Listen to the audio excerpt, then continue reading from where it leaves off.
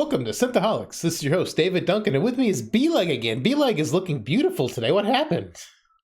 Ooh, just a little spruce up on the hair. Yeah, a little spruce up of the hair. Cut the wig. Like dark instead of the blonde, yeah. Yeah, absolutely. It's looking great. You're sounding different too. It's pretty awesome. So actually, yeah, this is yeah, cool. this is welcome, Tanya. This is my friend Tanya. We have been friends basically more or less since the Star Trek podcast started. Since Synthaholics itself started, she was one of the first people to find us. Oh, I mean, nice. we started talking early on. I mean, Okay. so it was within the first like 15, 20 episodes, I think. That we Dang, started okay, yeah, I don't talking. remember at all. I know it was forever ago. When Yeah. people ask me about you, I'm like, my friend David. And they're like, oh yeah? And I'm like, I've never met him. But we've podcasted together before. I don't Yeah, remember. yeah. I don't remember the episode we podcasted on, but we've definitely podcasted together Yeah. a couple Oh yeah, times. totally. I'm pretty sure we did video together. I think we did one of the season 1 of Discovery when I was first dipping my toe into video.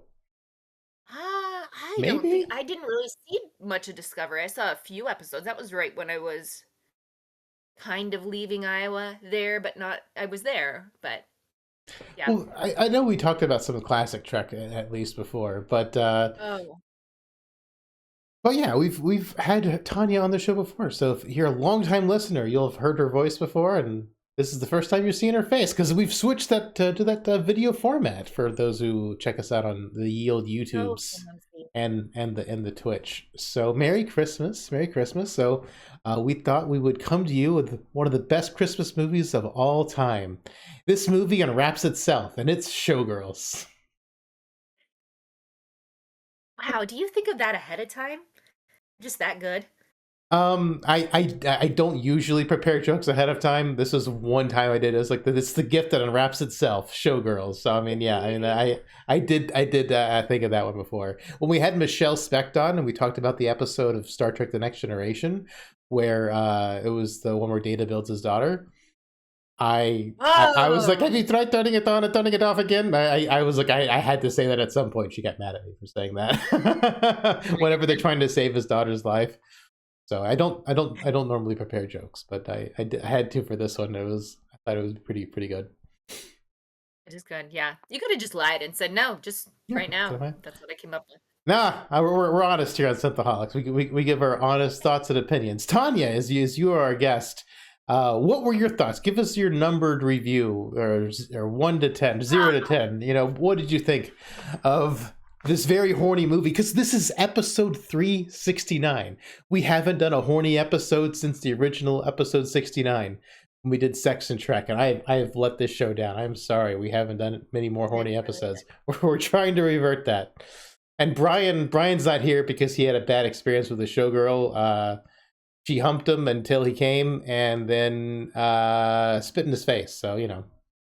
And you're saying he had a bad experience? Yeah, well, I mean, getting spit in the face after, you know, maybe it maybe that soured him to things like this. Huh. Okay. I mean, I forgot about your whole rating thing. This is hard. This is hard because I like some parts of it, but I also hate. I don't like her character. I think if her character was different, I would like this movie a lot more. Mm-hmm. But now that we're saying this is episode 269, is there any chance you're giving this movie a 9? 369? Is there any chance you're giving this a 9? Because I'll give it a 6 if you give it a 9. Okay. Well, let's do it. I was gonna give it an 8 because I gave RoboCop an 8. I was probably gonna give 8 across the boards for this RoboCop Starship Troopers. No, don't make this the same as. Well, shoot, I want RoboCop to be better than this. This isn't a 9. It's not a 9. But if I say 6 and you say 9, together that makes an 8. In a way. Yeah, we can average that together to be an 8, which is what I was going for. Okay, because also if you have an 8, David, you turn it and it's boobies. It's boobs. Oh, it's boobs. It's boobs from the top too. So yeah. I mean, an 8 is an appropriate average for this thing. So yeah, I will go ahead and give it a 9. Okay, So perfect. back a long time ago, actually, not even a long time ago, a week ago, when I suggested that we watch this movie, in my head, I was like, I'm probably gonna have to give this movie like a 4 or 5. I haven't seen this movie in 20 years. I watched it when I bought it on DVD, when I worked at Circuit City, when I was in college. Mm. And I remember this movie being like, wow, this is like really bad. It's super horny and not sexy. Strange. It's so strange. This movie has so much nudity in it. It feels it feels very unsexy for how much nudity there is in this film. But Interesting. uh, I would have. I was thinking I was gonna give this movie a really low review. After rewatching it this week, I was entertained the entire way through. I wasn't bored. I mean, I had questions. I was Yeah, yeah, you're not gonna be confused. bored with this. I was confused, but I Hmm. was entertained all the way through. And I don't know if it's because the landscape of films nowadays, we've got this whole modern audience thing, and like all these movies are made for a modern audience. It doesn't feel like it exists, and movies are just so boring and bland now. Like they're trying to be so safe. This movie's not safe, but it does have a strong female character, a very strong female character, Yeah, yeah, I like that. as the lead. So I mean, I wish more movies were kind of like this, because I mean, like we've got the whole gamut. We've got the strong female character. Women make up most of the cast, and Mhm, like mhm. you think this is like a bad exploitation film, and it's like it's it's something else. It really is. It's amazing and bad all at the same time, and amazingly bad. I don't know. It's something special. So I also watched this week the documentary "You Don't Know Me." So our main character Elizabeth Berkley is Nomi, and the documentary about "You Don't Know Me," they kind of went over theories about the movie. Like, is the movie shit? Is the movie a masterpiece? Like it was misunderstood, and another thing they talked about was the movie's a masterpiece of shit. And this is kind of where I'm leaning toward, because the movie is shot really well. Like from a It is. cinematography standpoint, it's beautiful. From a choreography standpoint, it's very well done. Mhm. There's foreshadowing I didn't even notice. Like the documentary is pointing out all this foreshadowing, which make me enjoy the movie even more after the fact. Even though I liked it more than my initial viewing, watching the documentary made me appreciate this film even more. So hence my rating being relatively high for a movie that was criticized heavily for most of its life. Hmm. Well, I mean, also as movies age and people go back and watch them, as we said, some I don't know, you just feel differently about them. Because I was on a slight kick. I just don't watch a lot of things. I don't have the attention span, but I really like to go back and watch a lot of the 60s and 70s movies. So I'll later as we get closer through like some scenes, I'll bring up one that as it was happening, I was like, this movie like is after this movie I saw and love. So um, I can see how rewatching it now, you're gonna like it more than you did then. I don't know. But for a while, I thought maybe I was like, was this really good when it came out? Was everyone like, this is it? This is the it movie? But in something I saw, it got like a Razzie. Did it win the Razzie Award? It won a Razzie Award, and Paul Verhoeven, the glorious director of RoboCop, Showgirls, and our next podcast, Starship Troopers, he actually went and accepted the Razzie at the Razzie Award. And at the time, Oh. I don't know if it's still true, but at the time, it was the first time a director had accepted a Razzie for the film nominated. I don't know if he, started a trend and other directors started going to receive the Razzie, but Huh, he was the first, according to the nice. "You Don't Know Me" documentary. When was that documentary made? Is it new? Relatively, I mean, like it's within like the past decade. I think it's Hmm. even more recent than that. I think it was like the 2000, like mid 2010s or something like that, because it was relatively new, and like they were talking about how the movie has made like a new kind of a name for itself. And at the end, they showed Elizabeth Berkley at a screening for the film where people were there to love it and appreciate it. So it was really nice that she finally got that after this movie cratered her career, which is really unfortunate because her acting is like insane, but it's also some of the most sincere acting I have ever seen. This gives me Wrath of Khan Shatner vibes. Oh, Well, like, interesting. Okay. Wrath. So I've always said on the podcast that in Star Trek II: The Wrath of Khan, William Shatner's best acting he's ever done was in the funeral scene with Spock. Whenever he's like, he was the most human, and he like stumbles over seeing human, and he says human really, really strangely. When he was like choked up, giving like the eulogy for his best friend, and like that sincerity is Elizabeth Berkley this entire film, and it goes from nice sincere to crazy sincere to like insane sincere, sometimes within a minute. And that range of acting was apparently direction by Paul Verhoeven, the director who directed the film. Hmm. He asked her to do this, Interesting. but the sincerity Okay. was her. Like, I mean, just Yeah. her line delivery when she wasn't being insane was very sincere. True. Very true. Yeah. I liked it when she wasn't insane. Yeah, I mean, it was definitely better when she was insane. But Gina Gershon, who played Crystal over here, she Uh-huh. she knew she was in schlock. Because I mean, she had like that like wispy, knowing smile that she was just like the entire time. Almost every time she talked, she had like a smile on, just because she She's knew perfect. who she was and what she was playing. Uh-huh. So, Uh-huh. want to give us a little like rundown on how Showgirls get started? Oh, you're gonna, David, are you gonna make me do a rundown? Because I lost my notes.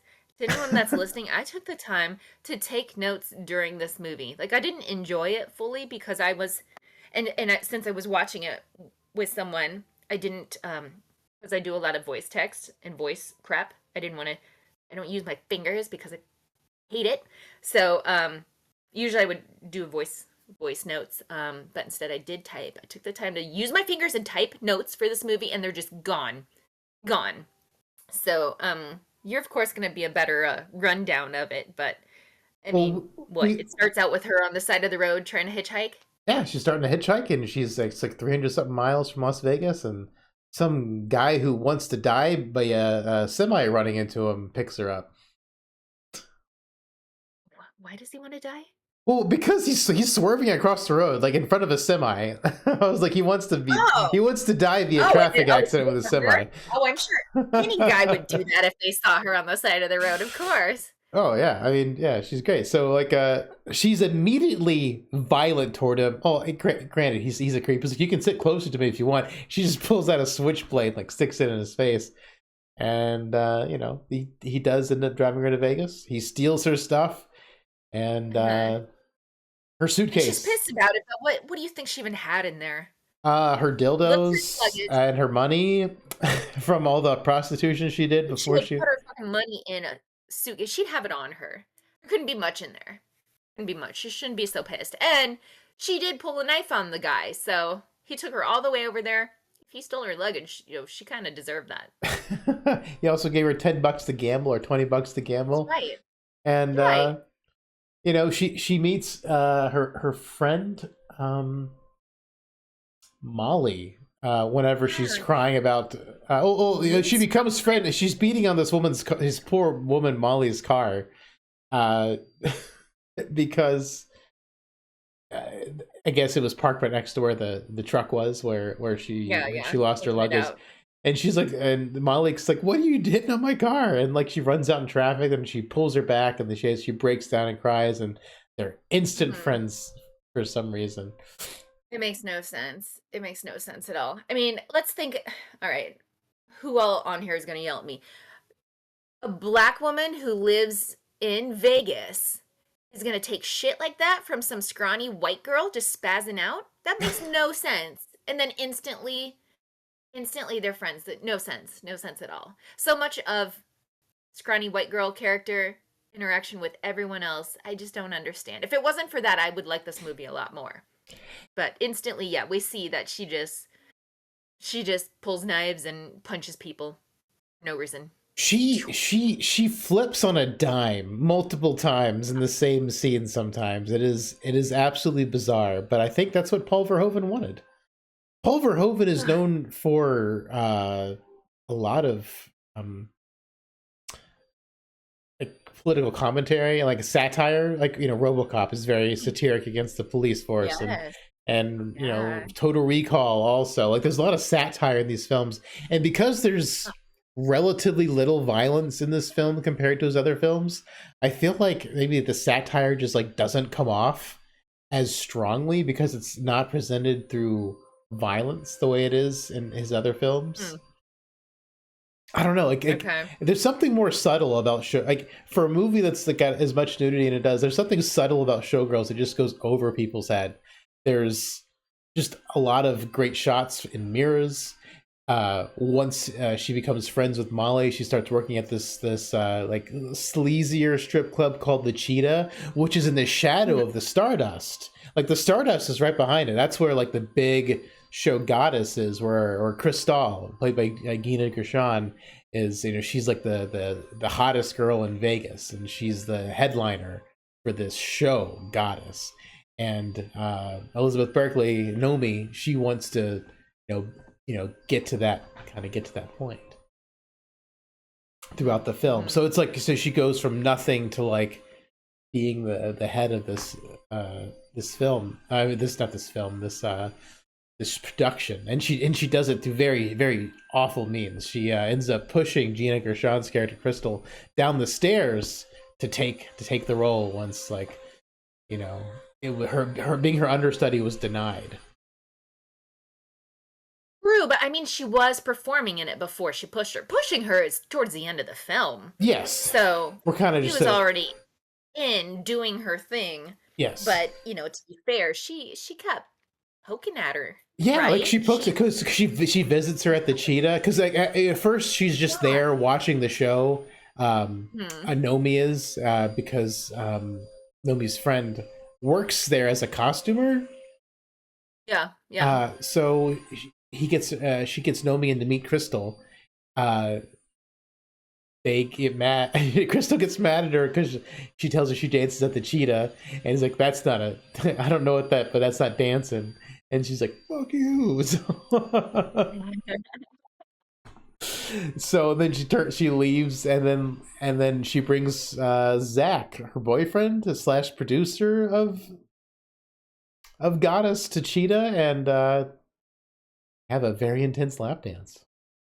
Yeah, yeah, that's where I mean, her dancing. Have we talked about her dancing style? Uh Very spastic.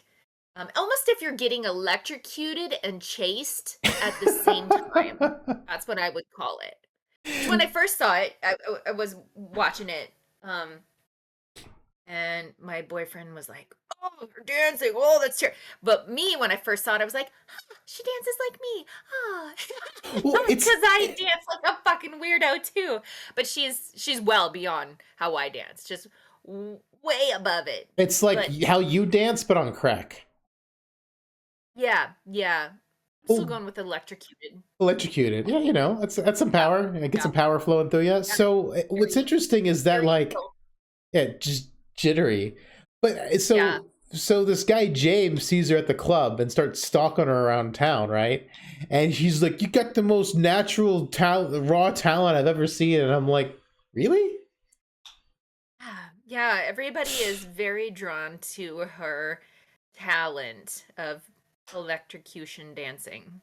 And electrocution screwing. Yeah, yeah, yeah.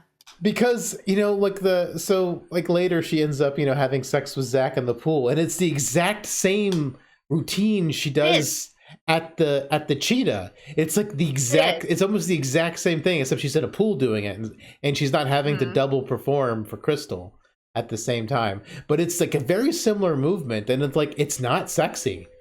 I mean, It's not okay. I it wondered what is you were gonna think about that. it was one of the least like I said earlier, like this is like one of the least sexy movies for there being so much nudity in there. The only thing I could think of, like, okay, that's the way she performs the lap dance, okay. But the fact that that's how she's having sex, in my mind, if that was me, if I'm like doing all this energy, like flopping around like a crazy fish, like just dousing in water, making it. I mean, good for her. I don't know how she like had all that energy and was breathing while she was taking in that much water. She's Yeah. not. You're not even gonna notice a dick in you when you're doing that. So in my mind, he didn't have anything to work with. Like she's just doing her thing to make herself totally occupy the time in her head while this guy. Yeah, that's my thought as a woman. That's it. That's all I could think. I don't know. I think it's just like a thematic thing. It's like because James says like you screwed him and you screwed him without screwing him, and then later she screws him the same way and actually screws him. So Yeah. it's there's like artistic parallels in this film because like it was purposely directed to be the exact same as the lap Right. dance. It wasn't like Yeah. it's just such an exaggeration of how like human beings actually act. It's it's Yeah. over the Yeah. top, and like I think it just went over people's heads in What went 1995. over? What do you mean it went Just over their head? just the some of the symbolism and the counterpoints to previous parts of the film. I think they just saw it and like, oh, this is stupid, and they started laughing at it. And there was, I don't know, there's like these deeper things because the first Right. time we see Goddess on uh, and Crystal, she comes out and they had the press around her. They're interviewing her. She says her thing about, oh, I hope I did the show good. And then when she's pushed down the stairs, they do the exact same press conference for Nomi, and she says the same thing. Like the movie, like just kind of like is repeating itself on itself multiple times. We've got the lap dance versus the sex scene. Oh. We've got Crystal, her first time doing Goddess versus Nomi's first time, and they're like there's lots of parallels in this Hmm. film uh, That's true. that I And think actually, that I think people just didn't catch. Like also like one of the props over her shoulder that when whenever she's speaking with the press is like a demon, like it represents death or something. And it's like there's lots of subtle things in this film. Like I didn't even know. Like the "You Don't Know Me" documentary pointed this stuff out. Like you should go. okay, I was wondering how you saw that or I picked up on don't. it. Amazing. You watched this one time? I watched it so many. No. It's just I watched the "You Don't Know Me" documentary. I wanted to be filled with random information about this film Ah, that I okay. didn't glean on my own because it's nice to know. And I am a fan of film. I've always been a fan of film. I love movies. I love different stuff, and I think this was a really well done film. So like, so my wife, she watched this movie and she's like, this movie's gonna live rent free in my head forever. And the funny thing is, Yeah? we were I wondered watching, what she. we were watching. She didn't hate the movie. She didn't love it either. Like she's like it was Hmm. fine, but she's like this movie's gonna live rent free in my head. And there's a video game called Grand Theft Auto 5, which I didn't love that game, but it lives rent free in my head. And same thing with my wife. Like it's weird. It's like neither of us loved it, like or we really liked it, but for whatever reason, it like just lives in my brain, and I think about it often, and I don't know why because I didn't really enjoy it all that much. Um, Huh. and this movie is very much like that. And this movie also, like at least with our main character, also makes me think a lot of Bayonetta. Bayonetta is a video game. It's a trilogy, and he plays a woman named Bayonetta, and she is a witch, and she uses her sexuality and her guns uh, to her advantage. Like she uses sex as a weapon, and is very suggestive in the way she acts and stuff like that in the video games. And that also kind of makes me think of Nomi a lot.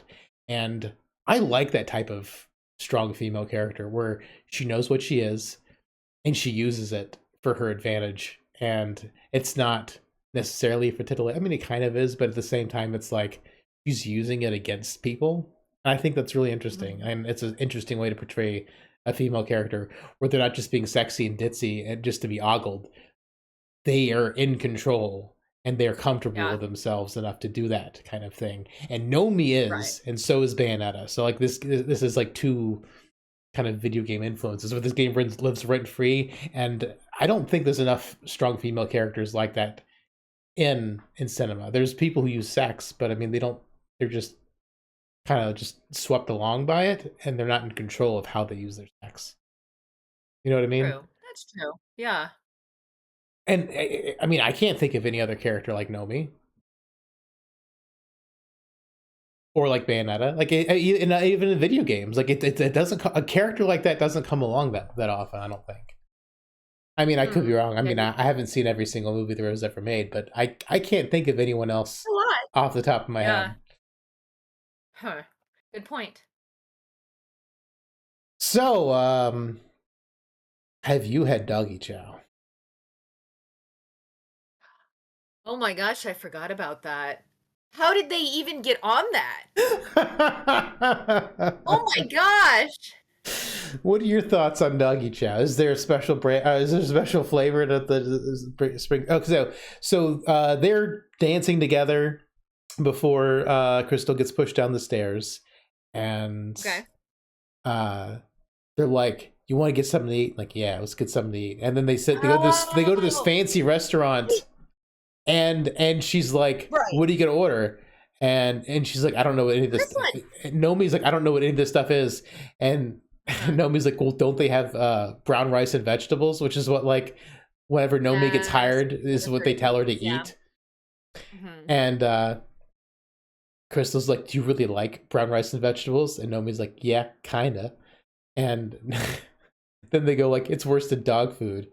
And then Crystal's like, "I used to love doggy chow." Just out of nowhere, unprompted. I don't and remember then the love. and Okay. then and Oh, then Nomi leans in. She's like, "I used to love doggy chow too." And it's just like, it's so weird. It's like, is Nomi lying to her, or are they literally the same character in different stages of their life? I mean, that's what I would think they're trying to portray. Like, I was once, you know, this dirtbag eating dog chow in a trailer court or something. I don't know. But then it also seems like Crystal could be saying it just to be like, oh, yeah, doggy chow. Like, I'm sure that's what you love. And then the fact that she chimes in, oh my gosh, I used to love it. So that was almost like I thought she might There's do more of a, I was kidding. I can't believe you like that stuff. I mean, there's layers to it. Maybe that's going on in her head. And they're just like seeing how far the conversation could go. This movie's so strange. They talk about nails a lot, like getting their nails done. Because Nomi does. Oh, she Chris, is obsessed with that. she, Yeah, she does. Apparently, somehow, she is nail tech. She could be making money that way, but no. no, she wants to be a dancer, and this comes off Yeah. hot of the heels of her apparently being a prostitute.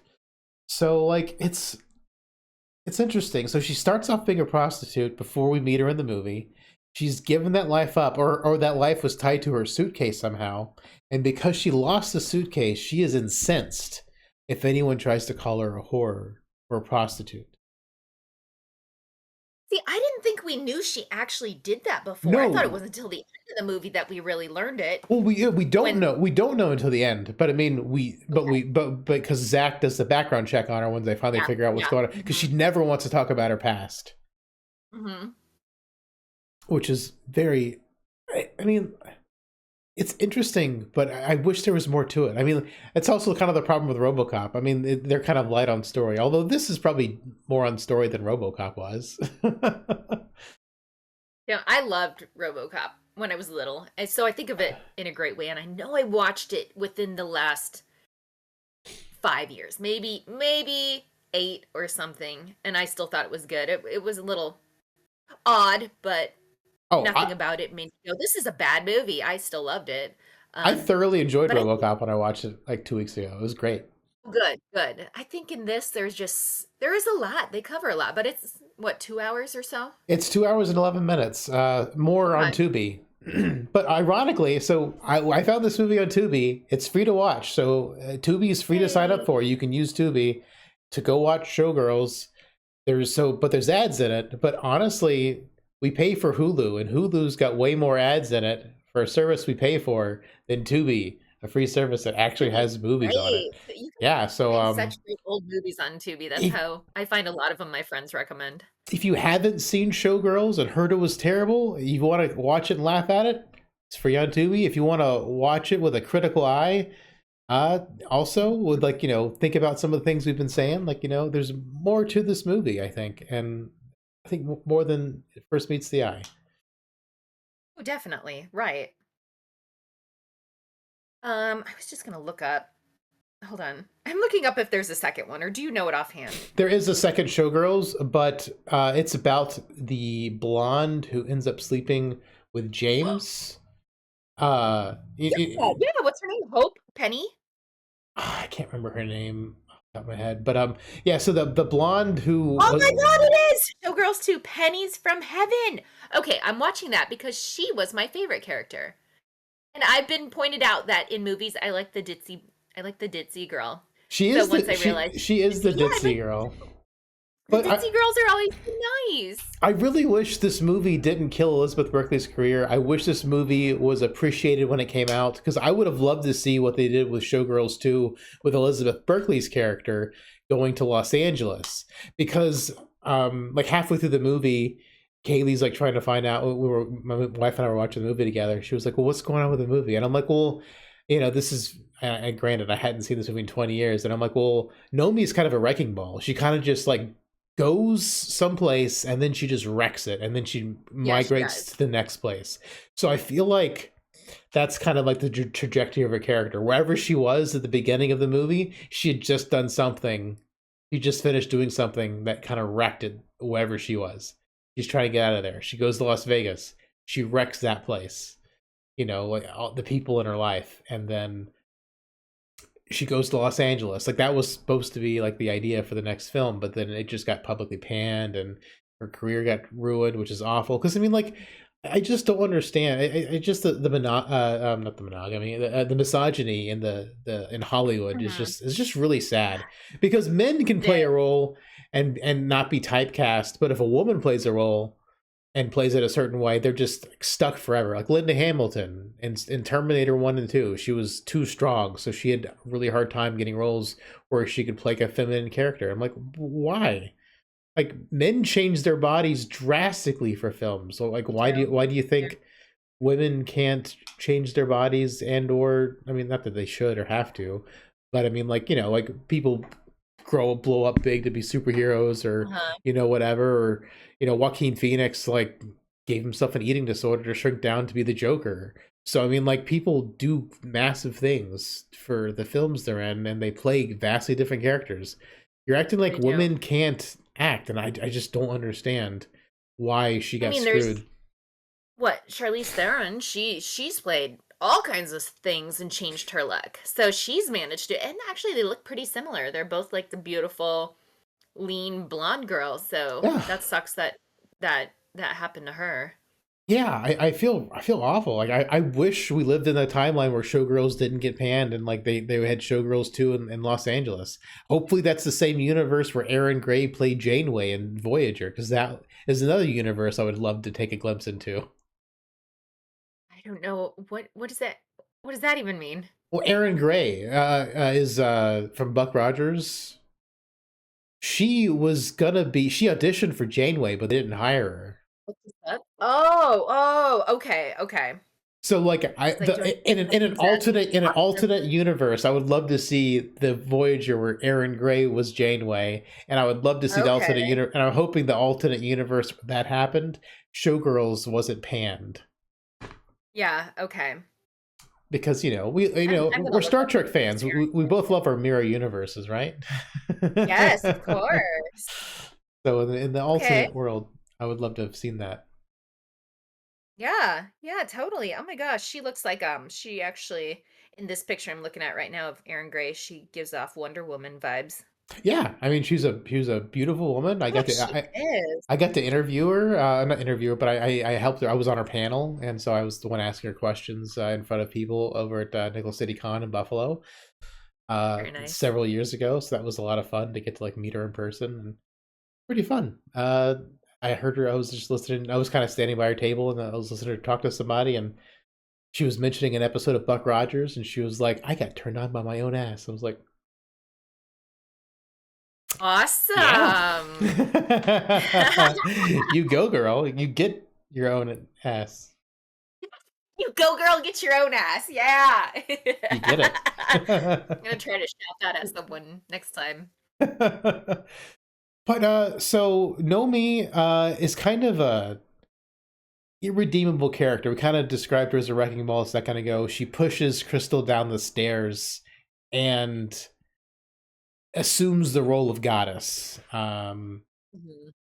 And you know, Kaylee liked her until that point. She's like, I don't like her anymore because she's a terrible person. And I'm like, well, she was kind of always a terrible person, but her terribleness has gone to the next level by Yeah. pushing her down the stairs.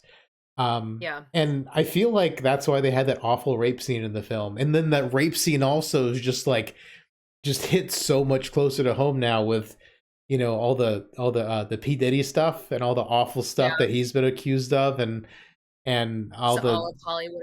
yeah, Oof. just like all those like awful sex parties and like, you know, the sexual abuse and rape and stuff like that. I'm like, wow, that's just like, this movie just hits so close to home now. Like it's just crazy. It's just like It is. he's a musician, and his like, you know, his bodyguards or I didn't even think of that. yeah, he was a musician. Yeah. Like she was a like Yeah.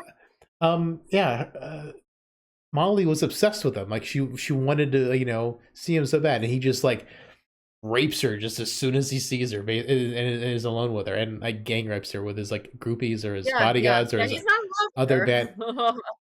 She was in love with him until that happened, and then Nomi comes in and you know, Mhm. dresses up as a prostitute so she could like, you Charm. know, I love this. It is and then good. she That's just, the best part her character does.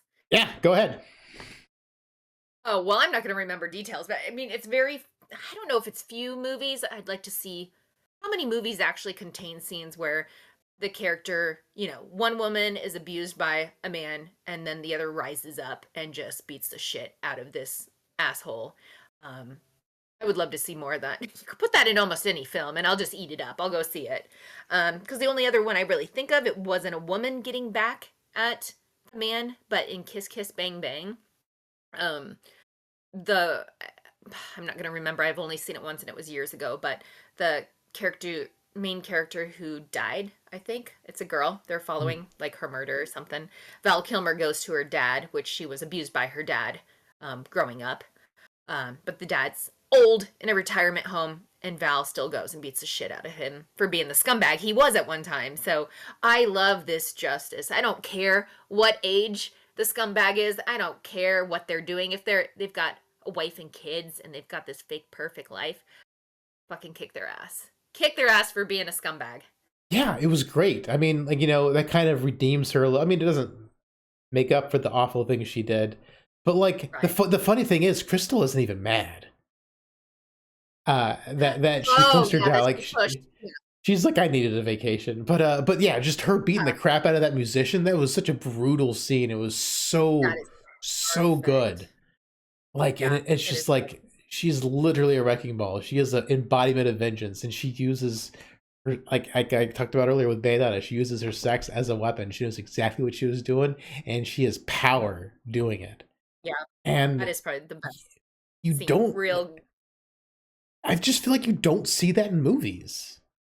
You don't. I wish. Like, Yeah, they need more of that. and they always keep Especially with talking. girl power going on right now and what is going on in Hollywood. You'd think they'd work that into more, but then they're probably afraid that, But the problem oh, a is, crazy woman might get an idea and do that in real life. all the girl power happening in Hollywood nowadays isn't really girl power. It's just a female acting like a dude. Okay, let's name it. What, like what? What I are you mean, thinking of? any of the Marvel movies, like where they get the strike, they just do what a guy would do. I don't feel like they're. I mean, like, I just don't feel like, you know, they're just stoic and sexless, and they're just like, just in general, the Mm, strong female character nowadays is just like boring, and it's just they're trying to emulate what a man does, and instead of, I yeah, don't know, equal. doing it different. And Showgirls, she did it like a woman, and she did it Dead. marvelous success. She distracted him with her body because she knew she could do it, pulled a knife on him, and then just kicked the Mm-hmm. shit out of him with her amazing high heeled boots. Mm-hmm. Those things were probably heavy. It was Yeah, great. Just great. it And was. like, it just, I don't know, like, that's a strong female character. It is. I mean, Yeah, I love this. I what do love you her think for about that. what do you think about modern strong female characters? It's just not there's I feel like there's not much feminine about them anymore. There's not, that's for sure. Yeah, everyone that you talked about movies being safe, they are trying to be safe. They're trying to make it so everyone's equal and or, showing making sure we have all the colors and diversity and types in there. So I like that because, that is how reality is. That's how a world is. We're so mixed. But also there's some of us that still try to be girly and want to be portrayed as a woman and still kick ass. So she does that. She is definitely a woman who kicks ass. Hmm. Yeah, absolutely. And I mean, like, I think diversity is fine in films when it's appropriate. But you look at like Rings of Power, or not Rings of Power, yeah, Rings of Power, or The Wheel of Time. The Wheel of Time is like a high fantasy show where people are like, there's no cars, there's no fast modes of travel. You're in these villages, and these small little villages out in the middle of nowhere are like as diverse as San Francisco. And I'm like, a small little village everyone would look the same Yeah, in a they small little would. village. Interesting. And in Wheel of Time, like everyone's a different race from this village, and like only one person's supposed to be a different race of the village because he's an outsider. Like he's supposed to be obviously an outsider. What is and, this? Is and this a movie, a show? it's a What show. is that? It's on Amazon Prime. It's based off one of my favorite book series of all time, The Wheel of Time. It's 15 books long. They only have 2 seasons of it out now on TV, but the show's okay. I mean, when Brian and I podcasted on it, he's like, the show feels like slop. It just kind of makes me want to go read the books because there's greatness that's peeking through from the source material, but the show doesn't Mhm. do a great job with it. And the show is Hmm. also underfunded for what kind of show it is. It's high fantasy with lots of magic, and the Oh. show doesn't have the budget to make the magic look as good as it could or should Oh, for its bummer. setting. But it's fine. I thought season 2 was a way more watchable season of TV than the first season was. But yeah, I mean, if you like fantasy, give it a watch. But it's just strange that like the starting village in that show is just like insanely diverse, and I'm like, I'm just like, this doesn't make sense for the setting. Aw, And I mean, interesting. there are people of different races and colors, but they're spread out around the world, and they travel around the world, and they Right. see these different races. And in the bigger cities, you would have that, but this is a village. Like your core group of characters come from this little village. Hmm. I don't know. It's just it's strange. Like that they overcompensate sometimes with this diversity stuff. And I'm like, in a modern thing, sure, give multiple races cast. Especially Asians. I feel like Asians have always been more underrepresented than black people and Yeah, Hispanics, yeah, you're right. often For sure. in film. So I mean, Star Trek was another good thing because we had Uhura and we had George Takei. You did, Yeah, we yeah. had them both in the '60s. Star Trek kind of more things should do it like Star Trek, and that's the thing. Like that's the thing that kind of kills me about modern stuff is Star Trek just did it. They never mentioned it. Hmm. They were never like, oh, it's neat how you're Asian, Sulu. It's neat how you're black. They just did it. They didn't say anything. It was just there, and that's how it was, and that's how it was. And I feel like in modern stuff, it's like, look, look. In the script, they like have to point out all the how way people are different, and I'm just like, why? This has nothing to do with the story. You're taking Right, away from the right. story to do this. I don't know. Like I love how Showgirls kind of is like the best of both worlds. You get the strong female character, a mostly female. I mean, there's not that many men in the film. There's a There's couple. not, no. I mean, They play small roles, yeah. yeah. I mean, James isn't that big a role. I mean, he's and then Kyle MacLachlan's character, who is Paul Muad'Dib in the original 1984 Dune. Oh. He played alongside Patrick Stewart in that Dune movie. Oh, yeah, I'll have to Have watch those. I'll have to watch the old ones, Have you yeah. ever seen the 1984 Dune? No, no. Oh. Uh-uh. So you get the Star Trek and Showgirls cross reference in that film. That's yeah, I guess so. Kyle MacLachlan and Patrick Stewart. Hmm. Hmm. But yeah, I really enjoyed Showgirls. I like your idea of doing you giving it a 6, me giving it a 9 gives us a Hey. rounding down to 8. That way it's boobs, which this movie's got. Movies. This movie's It definitely got does have boobs the in oh it. my gosh, you didn't even talk about really a lot of the nudity parts. Are you trying to wrap this up right now, or are we still talking? We're still talking. You go Yeah, as long as you yeah. want. So I guess, I mean, if nobody's seen it, there is a lot of nudity in here, and that This is an was what he just NC-17 movie. right. Just to Yeah. throw it out there, and they need to make more NC-17 movies. And so, how is NC-17 different from R? You have Um, to be at least you 17 to have be to in the be theater. for them to Okay. admit you. Yeah. Okay. R, Yeah, I it's don't think I've like ever R, it's those like in a theater. R is like PG-13, parental guidance suggested, and they'll let you. But technically they're supposed to card you for sure if you're like you have to be carded. I think Right. R, you just have to have a parent with you if you're little. for NC-17, I think you actually have to be Right. But for age. R, is that what R meant or means still? I don't I know. think so. As long as you have a parent with you or someone who looks old enough, I guess.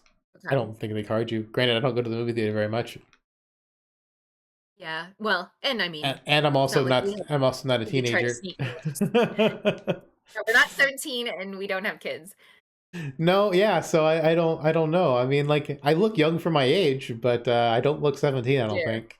Yeah, I don't think so. That would be very weird. But yeah, so they actually have really awesome. I loved the production scenes. Like Yeah, I wanted more of that with all the characters doing their dance. the dance numbers are great. The amount of stuff in the set, they should have had more. That was awesome. yeah, like the opening scene almost looks like a caveman and Neanderthals. And they had the cool like motorcycle stuff, and then they It was had like the very ballet. Barbarella. Yeah. It was super Barbarella, and some of the outfits I even had to Google to see if it was the same guy who created the outfits Mhm. for Barbarella who did this, but it wasn't. It was some chick who's been around in the industry for a long time. But yeah, that was super super cool. And to go back, since we're talking about that in Barbarella, very like 60s vibe to that. So what I had mentioned was once we got so far in this movie, and of course, Nomi wants to be a dancer, and then there's the already hot established, what's her name? Crystal. Crystal. Yeah. Crystal doing, she's the main one, and she's kind of looking at this girl being, oh yeah, you can do this, maybe you can do this. It is exactly the movie The Girl in Gold Boots, which came out in, I jotted it down, what, 1968. Mhm. So basically it follows it a lot. Have you ever seen that movie? I've not. No. You know what I'm talking about?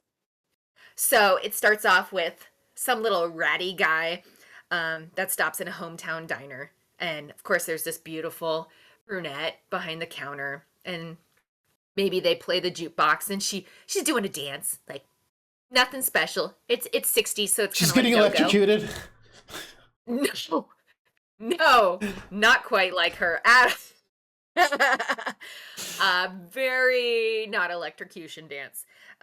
But somehow it comes about this guy's going to, I don't think it was Vegas. I think it was LA. And of course, what does this girl want to do? She wants to be a dancer. So she runs away with this guy. They're hitchhiking, and there's even a scene where something's going on. They're struggling. There's a fight, and she's like, "I just want to be a dancer." Like, it is this movie, and they get there, and of course, the ratty, snarly guy, his sister is the main brown-haired dancing chick, and he's like, "I can help you. My sister can get you the job." So there's her auditioning, and you see the main characters getting involved with drugs, and there's shady stuff going on. So it was totally, I'm like, they ripped off Girl in Gold Boots. This is following the Girl in Gold Boots. So I would recommend you check that film out if you like that. There's no boobies. There's no boobies, but there's Uh, sexy no outfits. movies. There's sexy outfits and good music, like 60s fun music. Yeah, yeah. Oh, it was the 60s. It's probably a different time. They probably didn't have the nudity in movies as much back Yeah, I then. don't. Yeah, no, not at all. I don't think so. So it was sexy for its time. I love it. I love that movie in a bad way. Like it's a great bad movie. Yeah. So like also another thing that's probably ahead of its time for 1995 is a very queer undertone throughout the entire film where Crystal is super into Nomi. And then they Yeah. had that kiss at the end of the movie where like it's such an interesting dynamic where like Nomi's almost like a blank slate, or she's super fluid, And I mean, because they're trying to make them parallels or opposites or the same, she is also fluid because she was with Krista was with Kyle MacLachlan's character Zach at the beginning, and then, but the entire time she's like got eyes for Nomi, like the entire film. She does. And you say she was with him, but really she came to the club with him and said, basically, sit there. It's I want you to dance. I want blonde, like, Nomi, but I want you to get he on says him. I So want she walked. you. But he told her I just want you. Like I was like it sounded like they were a couple the way they were talking. Oh, I didn't remember that part. I mean, it seemed like it, but no. Throughout the whole thing, I was like, oh, she was just pulling him around. Because, yeah, she seems like she would want Nomi the whole way. Her eyes are on her. Yeah, and like the part of the thing was uh when Zach went up to her, he's like, are you mad that I did it or that I did it first? Like got with Nomi. Yeah. Yeah. So yeah, that was probably a stir in the 1995 area. Of course it was chicks. I think it's not as crazy when it's chicks. I think if it was reversed and it was guys, oh my gosh, people would be in an uproar. But you're like, ooh, two hot chicks? Yeah. I watch those. Yeah, but still, I mean, I just didn't think it happened that often. I mean, I don't think we got our first girl kiss in Deep Space Nine until 1997 Hmm. or 98. It was I think it was later that we had the Dax kiss. Let's see. I mean, do you have in mind when the first like cinematic girl kiss? I mean, I'm sure it wasn't the first one, but I mean, like Star Trek wasn't the first girl kiss. Right. It was I know, but they were the it first was mixed. Like, relatively early on though for same sex kisses on TV. This was a movie, so they could get away with it, but on TV, it was relatively early for television, I believe. hmm. Uh, yeah, I'm not really pulling it. Something here says 1896's The Kiss. The Kiss, 1882.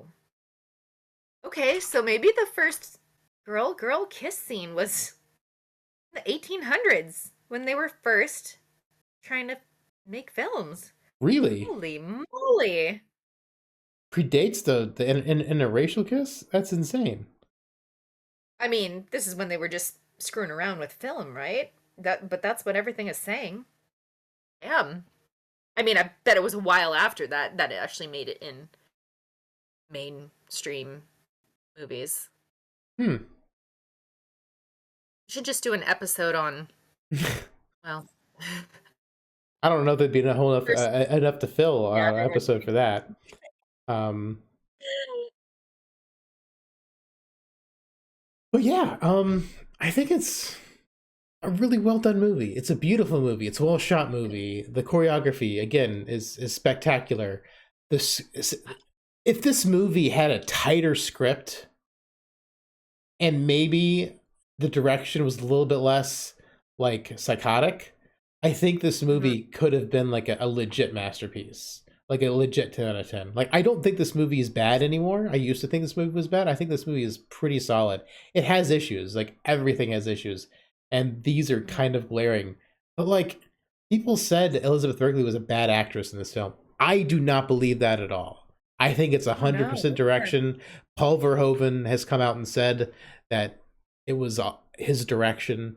Supposedly he said it that it was his direction. But I mean, whenever she's not going wild nuts, her acting is Mhm. super believable. Like she is Mhm. genuine, and I feel it whenever she talks and she's like, not being insane or whatever, or not talking about chips or nails. And even when she's talking about chips or nails, she's being like way too sincere for such a trivial conversation because they talk about chips and nails a whole lot. I don't remember the chips, but I remember the It's nails. But I mean, at the beginning, whenever she's at Molly's house or her trailer or whatever. oh It's like you ate all the yeah, chips, correct. didn't you? It's like you did. I mean, that's more of a real thing. I get fucking excited when Yeah. someone gets chips. Yeah, Come on, let's bring some reality in. I'm not saying it's not. But it's just such a strange thing, like to talk about in a movie, an NC-17 It's movie. more like, just setting the scene where these are two chicks Boobs, living together. boobs, and Normal. chips. We watch that. Anyone out there who wants to make boobs and chip? Let's see it. Let's do it. Boobs, chips, and nails. Boobs, chips, nails, and toes. Nails and toes. Oh, that's gonna get a crowd now. Get the feet people in, yeah. Yeah, gotta get the feet people in, Um, while she stomps people with her boots. yeah, that right there. Money there. Absolutely. I hope we can get away from this safe hell we are in with movies where everything is way too safe and just sterile and boring. I really want to get away from this. Let's get more things like Showgirls. Let's get this back. Let's get this kind of film back. I really enjoy this. I enjoyed this way more than I thought I was going to. Good. I'm happy for you, David. And not even as a I'm glad you masturbation made thing. me watch it. I would have never watched this. I did pulling up the cover. That's a beautiful cover. It is amazing. I love the cover. The just, Drew and her leg, like, yeah, if it so good. It's such glitter that runs straight through her. Mm-hmm. That is such a beautiful design. Like work went into this, and it was really well done. And I'm glad you're not resentful that I made you watch this. No, not at all. I don't like her character. I'm resentful that I had to watch her character in the movie, but I liked everything else about it. Well, yeah, good enough. Absolutely. Well, thank you for joining me, Tanya. It's been a while. It's good seeing you. Yay, good seeing you. I mean, really, yesterday testing this out was my first time seeing you in a long time. Yeah, absolutely. Well, I think the plan is to do Starship Troopers next. I've invited Tanya for Starship Troopers as well, so you should get to see her again then, as long as scheduling and everything works out. This will be our last podcast for the year, so we'll come back January, starting with Synthaholic games, and then we'll be doing our good old Starship Troopers, ideally. So, and then we've got Lower Decks, the final season to talk about, because that's coming out, Dune Prophecy, and some other stuff that we've been kind of keeping an eye on that we want to talk about. So there's a lot going on. So have a Merry Christmas and a Happy New Year and Happy Holidays to everyone out there. And this is the first time I've been festive, so I'm glad we both got to be festive. Yay! God. All right. Well, until next time, until next year, I've been David. And she's been Tanya. Oh, yes. All right. Thank you. We'll see you next time. Yay. Synthaholics out.